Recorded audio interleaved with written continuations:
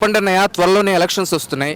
అయితే రాబోతున్న ఈ 2024 ఎన్నికల్లో ఈసారి ఓవరాల్గా స్టేట్ వైడ్ ఏ పార్టీ అధికారంలోకి వస్తే మరింతగా అభివృద్ధి సంక్షేమం జరుగుతుందని మీరు ఆశిస్తున్నారు?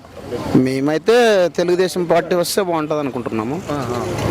అంటే చెప్పండి అన్న, ఏంటి మీకు తెలుగుదేశం పార్టీ మీద అంత బలమైన నమ్మకం ఏంటి? అలాగే తెలుగుదేశం పార్టీ ఈసారి అంత భారీ స్థాయిలో గెలవటానికి వాళ్ళకి అంతగా అనుకూలించే అంశాలు ఏమున్నాయి? అంటే రైతుల పరంగా అయితే ఏం చేయలేదు ఈ ప్రభుత్వము. ఆ ప్రభుత్వం అయితే రైతులకు కొంచెం సాయం చేస్తారని అనుకుంటున్నాము. అయితే చెప్పండి అన్నయ్య, ఇప్పుడు రైట్ నో మనం ఇక్కడ అనంతపురం నియోజకవర్గం ఉరవకొండ దగ్గర ఉన్నాము. ఇక్కడ పరిస్థితి ఎలాగుంది? ఇక్కడ తెలుగుదేశం పార్టీ నుండి పయ్యావుల కేశవ్ గారు పోటీ చేస్తున్నారు, అలాగే వైసీపీ పార్టీ నుండి విశ్వేశ్వరరెడ్డి సార్ పోటీ చేస్తున్నారు కదా.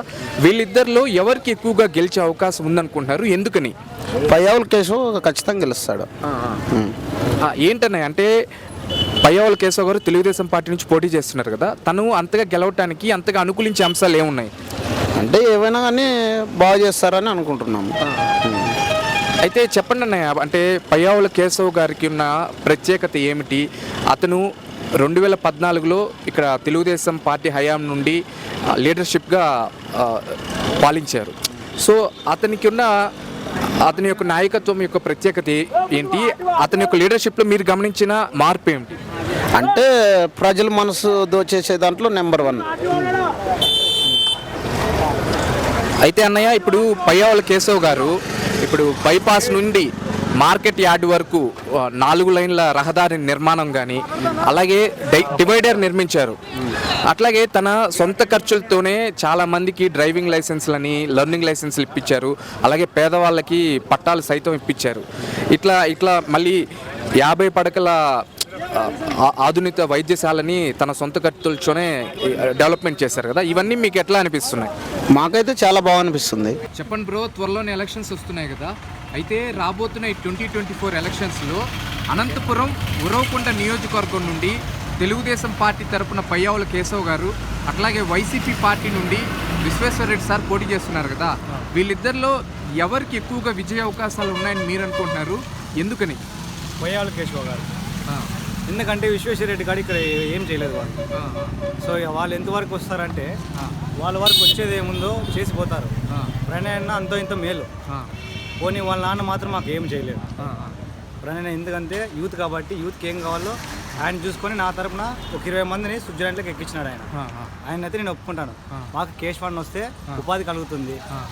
బట్ ఇంకొకటి వచ్చేసి త్రాగునీరు దొరుకుతుంది. 20 డేస్ అవుతుంది ఇప్పుడు వైఎస్ఆర్ వాళ్ళ పార్టీ నాయకత్వంలోన 20 డేస్కి ఒకసారి నీళ్ళు వస్తున్నాయి. ఇప్పుడు ఏ ప్రకారంగా బతుకుతారు ప్రజలు? రోడ్లు సరిగ్గా లేవు. ఆయన జగనన్న వచ్చి రోడ్లు వేస్తానన్నాడు, ఆ రోడ్లు పల్లె, ఆ బిల్లులు కావటం లేదు. గవర్నమెంట్ చూస్తే ఆధీనం లేదు. ఆయన ప్రకారం ఆయన లోన్ తీసుకుంటున్నాడు, ఆయన ప్రకారం ఆయన ఏదేదో చేసుకుంటున్నాడు. ఇప్పుడు ఈయన శివరామరెడ్డి వచ్చేసి ఆయన ప్రకారం ఆయన జరుగుతుంది, బాగానే జరుగుతుంది. అక్కడ ఆయన బాగానే చూసుకుంటున్నాడు. ఇక్కడ మాకు విశ్వేశ్వరరెడ్డి వచ్చేసి ఏం చూసుకోవడం లేదు. మాకు కేశవాన్ని వస్తేనే మేలు. పోయే అధికారంలో వచ్చేది కూడా సైకిలే, పోయిన ప్రభుత్వం వచ్చేది కూడా సీఎం వచ్చేసి మా చంద్రబాబు నాయుడే. ఇదైతే ఖచ్చితం.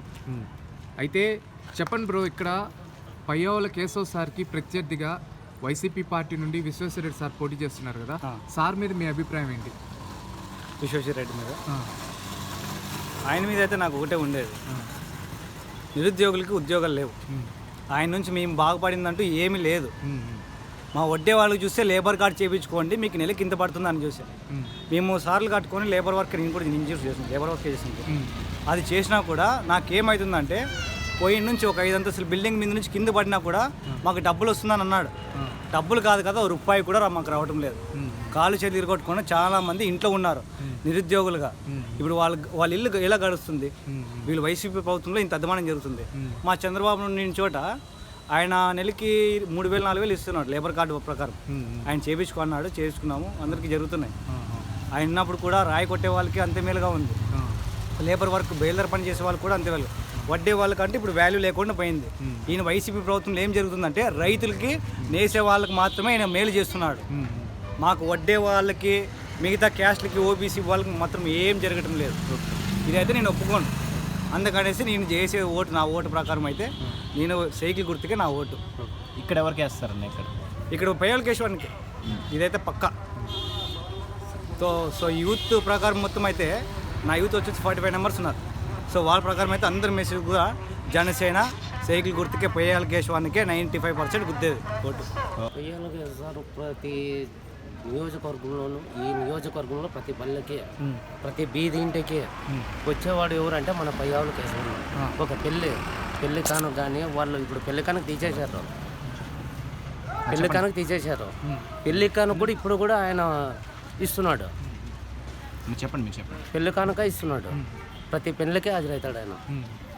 ఆయన బీదోల్లో బీదోడు, అందరిలో అందరివాడు. అయితే ఈ 5 ఏళ్లలో జగనన్న పరిపాలన మీకు ఎలా అనిపించింది అన్న? మేము వలసలో పోతున్నాం. 5 సంవత్సరాల నుండి ఉసుక లేదు. మేము బయలుదేరలో ఉసుక లేదు. ఉసుకుంటేనే మాకు పని, లేకుంటే లేదు. తినడానికి 2 రోజుల పని దొరికితే ఎక్కువైపోయింది ఇక్కడ. మేము బెంగళూరు, హైదరాబాద్ ఇట్లా వెళ్ళిపోవాల్సి వస్తుంది. మాకు పయ్యావుల కేశవ్ గారు పైన చంద్రబాబు నాయుడు ఉంటే మేము వలస వెళ్ళకుండా ఇక్కడే ఉండాలి. కానీ వైసీపీ హయాంలోనే సంక్షేమ పథకాలు కానీ పెన్షన్లు వచ్చాయని చెప్పి చాలామంది హర్షం వ్యక్తం చేస్తున్నారు కదన్నయ్య, మరి దాని గురించి ఏమంటారు? ఉండే పెన్షన్లు కూడా తీసేస్తున్నాను. ఉండే పెన్షన్లన్నీ మొత్తం తీసేస్తున్నారు. ఒంటరి మహిళలు తీసేసినారు.